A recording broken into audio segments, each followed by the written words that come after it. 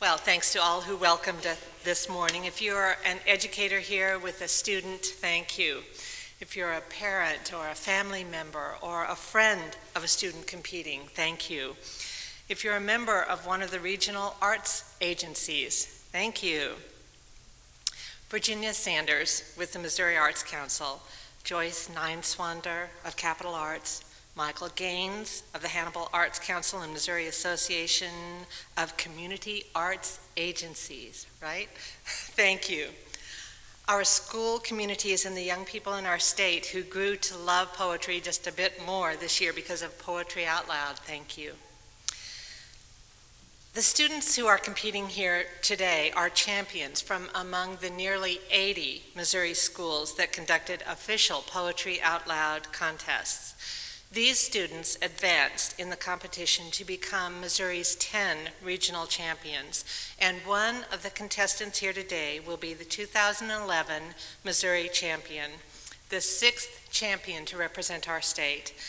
That student will receive $200 and an all-expense-paid trip to Washington, D.C. to compete for the national championship next month. Additionally, the Missouri Arts Council will present the state champion's family a $1,000 travel stipend to be used for travel to the national finals. The state winners school will receive a trophy and a $500 stipend for the purchase of poetry books. The runner-up will receive $100, with $200 going to his or her school library. All of the regional champs present today will receive medals to commemorate their achievements. This is a big deal. In today's contest, each performer will recite 3 poems, and the poems are from the official Poetry Out Loud anthology, which contains over 600 poems. All performers today have chosen their own poems to demonstrate their ability to memorize, analyze, interpret, and recite poets' works. The students themselves will introduce each poem with the title and the name of the poet before beginning the recitation of the piece. Now, the competition's in 3 rounds. All the students will recite their first poems, and then all will recite their second. Then we'll have a short break, and then we'll do exactly the same thing in the same order for the 3rd and final round. And I'll give the judges just a moment or two after every recitation to finish your forms. The judges' guidelines include the areas of physical presence, voice and articulation, level of difficulty, evidence of understanding, appropriateness of dramatization, and overall performance. And now's a good time to introduce the judges. Wayne Zaid is a professor of English and chair of Humanities Division at Westminster College in Fulton, Missouri. He's published poems in Poetry, American Poetry Review, North American Review, and Notre Dame Review, and has published essays and interviews about writers and jazz musicians in Kenyon Review, Missouri Review, All About Jazz, and All About Jazz. He was recently named the John S. Cotton Scholar in Humanities at Westminster College. Thank you, Mr. Zaid. And Peter Ramey is a PhD candidate studying medieval literature and oral tradition at the University of Missouri, where he also serves as the managing editor for the journal Oral Tradition. He has completed an MA thesis examining the origins and new directions of stories in oral tradition and is working on medieval literature and oral poetics for his doctoral dissertation. His research interests include Old English poetry, the changing roles of media, and the interface between literary and oral verbal arts. Thank you, Mr. Ramey. And finally, Anne-Marie Thompson recently received her MFA in poetry from Johns Hopkins University and currently teaches literature and writing at Westminster College in Fulton, Missouri. She's won prizes in the Morton Marr and Beulah Rose poetry competitions and has been nominated for the Pushcart and Best New Poet series. Recent works appear in Southwest Review, Birmingham Poetry Review, 32 Poems, the Hopkins Review, Smartish Pace, and elsewhere. And now thank you, Ms. Thompson. Now, if our judges are ready, And you will probably have to yell at me if I'm rushing because I really can't see you, all right? Let's begin. Our first competitor is Missouri's Central Regional Champion, Rosa Hoyle. Preludes by T.S. Eliot. 1. The winter evening settles down with smell of steaks in passageways. 6 o'clock, the burnt-out ends of smoky days. And now a gusty shower wraps the grimy scraps of withered leaves about your feet and newspapers from vacant lots. The showers beat on broken blinds and chimney pots, and at the corner of the street, a lonely cab horse steams and stamps. And then the lighting of the lamps. 2. The morning comes to consciousness of faint, stale smells of beer from the sawdust-trampled street with all its muddy feet that press to early coffee stands. With the other masquerades that time resumes, one thinks of all the hands that are raising dingy shades in 1,000 furnished rooms. 3. You tossed a blanket from the bed. You lay upon your back and waited. You dozed and watched the night revealing the 1,000 sordid images of which your soul was constituted. They flickered against the ceiling. And when all the world came back, and the light crept up between the shutters, and you heard the sparrows in the gutters, you had such a vision of the street as the street hardly understands. Sitting along the bed's edge where you curled the papers from your hair or clasped the yellow soles of feet in the palms of both soiled hands. 4. His soul stretched tight across the skies that fade behind a city block, or trampled by insistent feet at 4 and 5 and 6 o'clock, and short, square fingers stuffing pipes, and evening newspapers, and eyes, assured of certain certainties.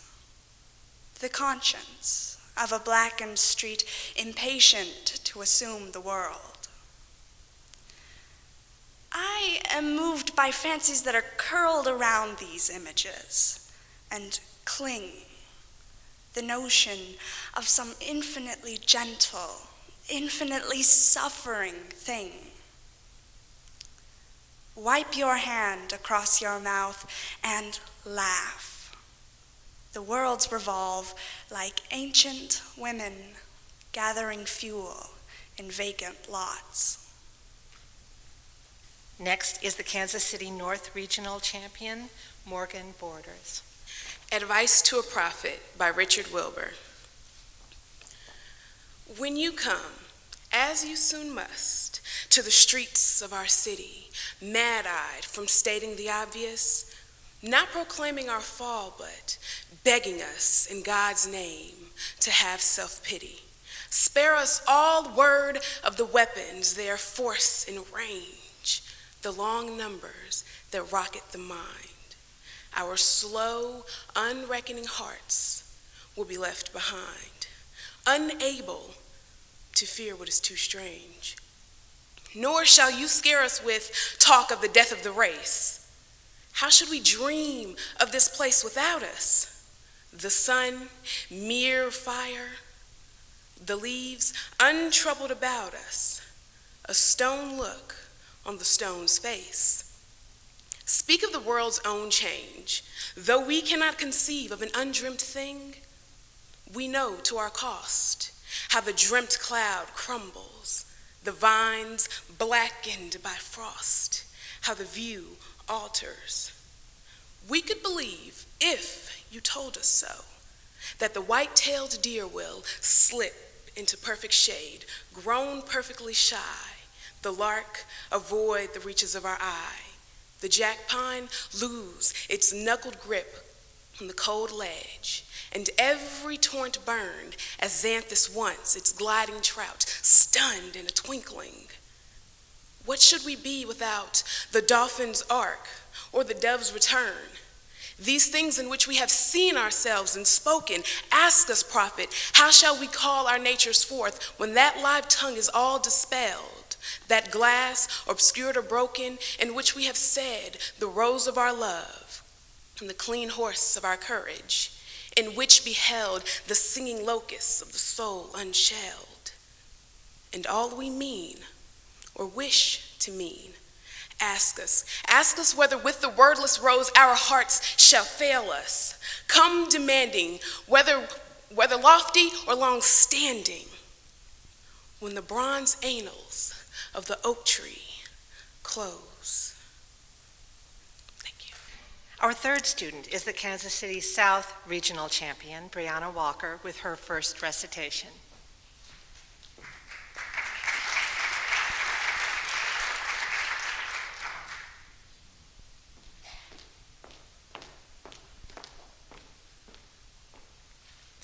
A Dream Within a Dream by Edgar Allan Poe.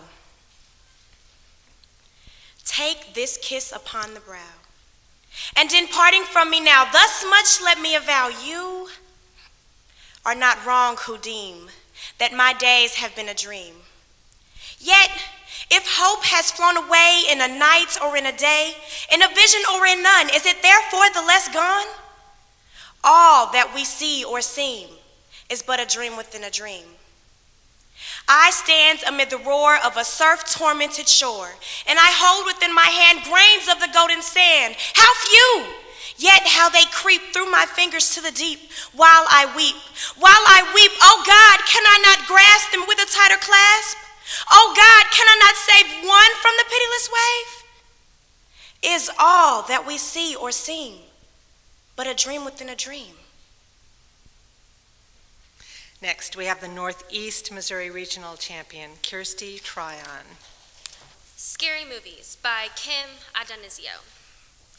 Today, the cloud shapes are terrifying, and I keep expecting some enormous black and white B-movie cyclops to appear at the edge of the horizon, to come striding over the ocean and drag me from my kitchen to the deep cave that flickered into my young brain one Saturday at the Baronet Theater, where I sat helpless between my older brothers, pumped up on candy and horror.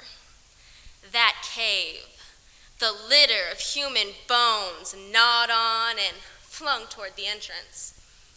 I can smell their stench as clearly as the bacon fat from breakfast. This is how it feels to lose it.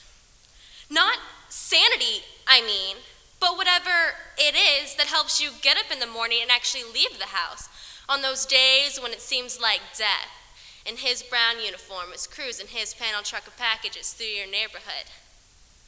I think of a friend's voice on her answering machine. Hi, I'm not here.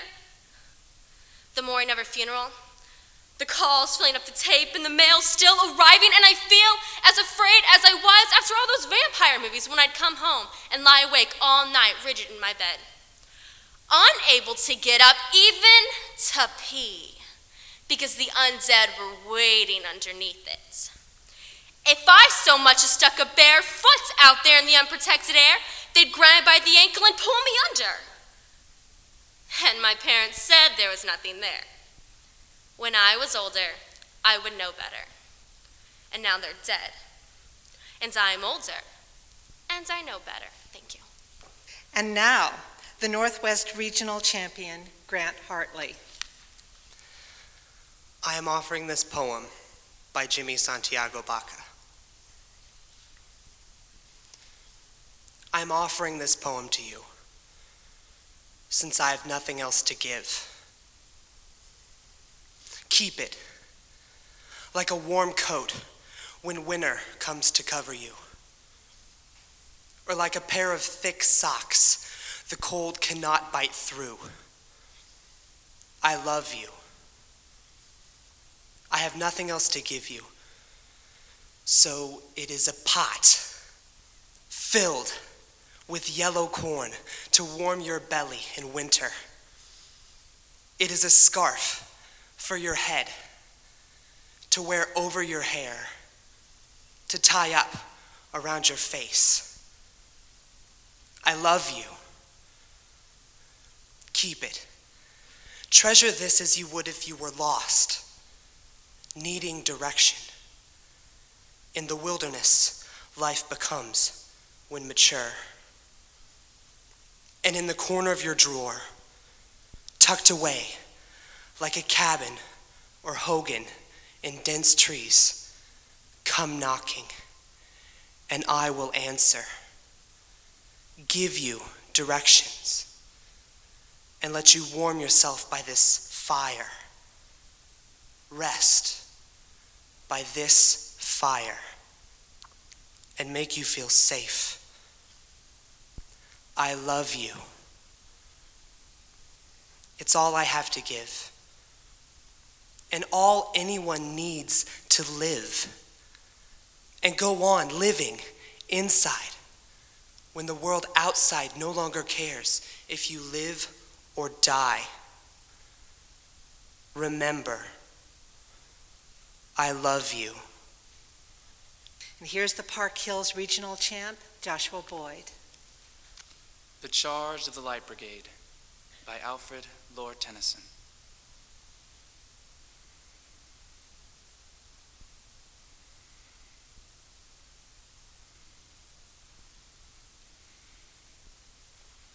Half a league, half a league, half a league onward. All in the valley of death rode the 600. Forward the Light Brigade, charge for the guns, he said. Into the valley of death rode the 600. Forward the Light Brigade! Was there a man dismayed? Not though the soldier knew someone had blundered. There's not to make reply. There's not to reason why. There's but to do and die. Into the valley of death rode the 600. Cannon to right of them. Cannon to left of them. Cannon in front of them, volleyed and thundered.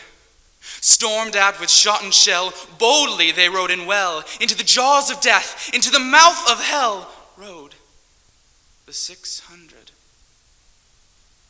Flashed all their sabers bare, flashed as they turned in air, sabering the gunners there, charging an army, while all the world wondered. Plunged in the battery smoke, right through the line they broke, Cossack and Russian, reeled from the saber stroke, shattered and sundered. Then they rode back. But not the 600. Cannon to right of them. Cannon to left of them. Cannon behind them, volleyed and thundered. Stormed at with shot and shell, while horse and hero fell. They that had fought so well came through the jaws of death, back from the mouth of hell. All that was left of them, left of 600. When can their glory fade? Oh, the wild charge they made. All the world wondered. Honor the charge they made. Honor the Light Brigade. Noble 600. It's now time for the Southeast Regional Champion, and that's Lydia Meese. Altruism by Molly Peacock. What if we got outside ourselves, and there were really an outside out there, not just our insides turned inside out? What if there really were a you beyond me, not just the waves off my own fire, like those waves off the backyard grill you can see the next yard through, though not well, just enough to know that off to the right belongs to someone else, not you? What if, when we said, I love you, there were a you to love just as there is a yard beyond to walk past the grill and get to endure the endless walk through the self, knowing through a bond that has no basis, for ourselves are all we know, is altruism. Not giving, but coming to know someone is there through the wavy vision of the self's heat. Love become a decision. Our next recitation is by the Southwest Regional Champ, Nicole Andrews. In School Days, by John Greenleaf Whittier. Still sits the schoolhouse by the road, a ragged beggar sleeping. Around it still the sumacs grow, and blackberry vines are creeping. Within, the master's desk is seen, deep scarred by raps official. The warping floor, the battered seats, the jackknife's carved initial, the charcoal frescoes on its wall, its door's worn sill, betraying the feet that, creeping slow to school, went storming out to playing. Long years ago, a winter sun shone over it at setting, lit up its western window panes, and low eaves icy fretting. It touched the tangled golden curls and brown eyes full of grieving, of one who still her steps delayed when all the school were leaving. For near her stood the little boy, her childish favor singled, his cap pulled low upon a face where pride and shame were mingled. Pushing with restless feet the snow to right and left, he lingered, as restlessly her tiny hands the blue-checked apron fingered. He saw her lift her eyes, he felt the soft hands light caressing, and heard the tremble of her voice as if a fault confessing. I'm sorry that I spelt the word. I hate to go above you because, the brown eyes lower fell, because, you see, I love you. Still memory to a gray-haired man that sweet child face is showing. Dear girl, the grasses on her grave have 40 years been growing. He lives to learn in life's hard school how few who pass above him lament their triumph and his loss, like her, because they love him. Our next enthusiastic performer is from St. Charles Region, Terry Lee Watkins, Jr. Vaniqa by Rita Dove. What did he do except lie under a pear tree, wrapped in a great cloak, and meditate on the heavenly bodies? Venerable, the good people of Baltimore whispered, shocked and more than a little afraid. After all, it was said he took to strong drink. Why else would he stay out under the stars all night? And why hadn't he married? But who would want him? Neither Ethiopian nor English, neither lucky nor crazy. A capacious bird humming as he penned in his mind another inflamed letter to President Jefferson. He imagined the reply, polite and rhetorical. Those who had been to Philadelphia reported the statue of Benjamin Franklin before the library. His very size and likeness. A wife? No, thank you.